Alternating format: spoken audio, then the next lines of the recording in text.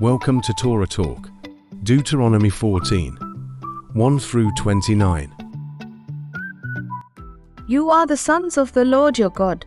You shall not cut yourselves or make any baldness on your foreheads for the dead. For you are a people holy to the Lord your God, and the Lord has chosen you to be a people for his treasured possession, out of all the peoples who are on the face of the earth. You shall not eat any abomination.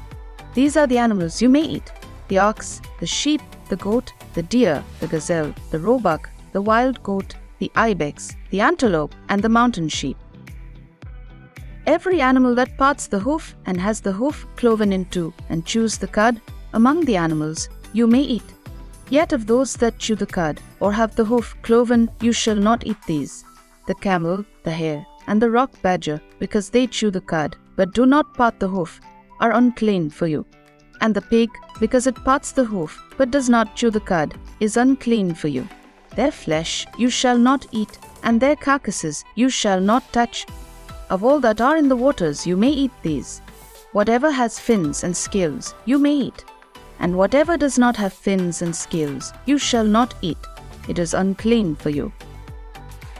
You may eat all clean birds, but these are the ones that you shall not eat: the eagle, the bearded vulture, the black vulture, the kite, the falcon of any kind, every raven of any kind, the ostrich, the nighthawk, the seagull, the hawk of any kind, the little owl and the short-eared owl, the barn owl and the tawny owl, the carrion vulture and the cormorant, the stork, the heron of any kind, the hoopoe and the bat. And all winged insects are unclean for you; they shall not be eaten. All clean winged things you may eat. You shall not eat anything that has died naturally. You may give it to the sojourner who is within your towns, that he may eat it, or you may sell it to a foreigner. For you are a people holy to the Lord your God. You shall not boil a young goat in its mother's milk. Tithes. You shall tithe all the yield of your seed that comes from the field year by year, and before the Lord your God, in the place that he will choose, to make his name dwell there. You shall eat the tithe of your grain, of your wine, and of your oil, and the firstborn of your herd and flock, that you may learn to fear the Lord your God always.